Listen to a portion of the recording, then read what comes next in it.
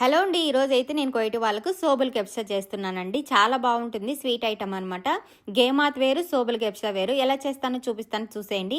ఈ రంజాన్కి కొత్తగా కోయిటికి వచ్చిన వాళ్ళకి వంట చేయడం చేత కదా, వాళ్ళకి చాలా బాగా యూజ్ అవుతాయి ఈ రెసిపీస్. ఒకసారి కంపల్సరీగా ట్రై చేయండి. ముందుగా అయితే ఒక గిన్నెలోకి 2 గ్లాసులు పాలు తీసుకోవాలి, చిటికడు కుంకుమ పువ్వు వేసుకోవాలి, 2 కప్పులు గోధుమ పిండి, తెల్ల గోధుమ పిండి, 1 కప్పు శనగపిండి, 2 టేబుల్ స్పూన్లు వచ్చేసి కార్న్ఫ్లోర్, ఇంకా వచ్చేసి సోడా, ఇంకా వచ్చేసి ఖమీరా అని ఉంటుంది, సేమ్ మన గసగసాలాగా ఉంటుంది అనమాట, ఖమీరా అంటారు ఇక్కడ. అది 2 ఎగ్స్, ఇంకా వచ్చేసి 1 కప్పు ఆయిల్ వేసుకొని మొత్తం ఉండలు లేకుండా కలుపుకోవాలండి. ఇందులో ఎలాచి పౌడర్ కూడా వేసాను నేను. బాగుంటుంది స్మెల్. ఈ సాఫ్రాన్ ఎలాచి పౌడర్ వల్ల మనకు మంచి స్మెల్ ఉంటుంది అనమాట ఇవనేటివి.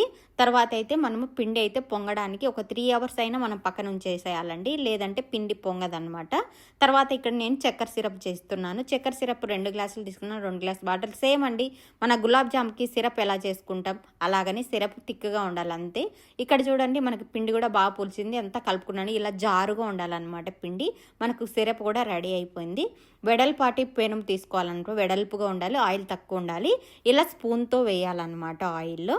చూసారా, ఇలా స్పూన్తో రౌండ్గా అలా అలా రావాలన్నమాట. ఈ స్పూన్తో వేయడం వల్లే ఈ స్వీట్ పేరు ఏం పెట్టారంటే సోబుల్ కెప్సా అని పెట్టారనమాట. సో దీని పేరు సోబుల్ కెప్సా. చాలా బాగుంటాయండి టేస్ట్. ఆయిల్ అయితే ఎక్కువ పీల్చుకుంటాయి ఈ రెసిపీ.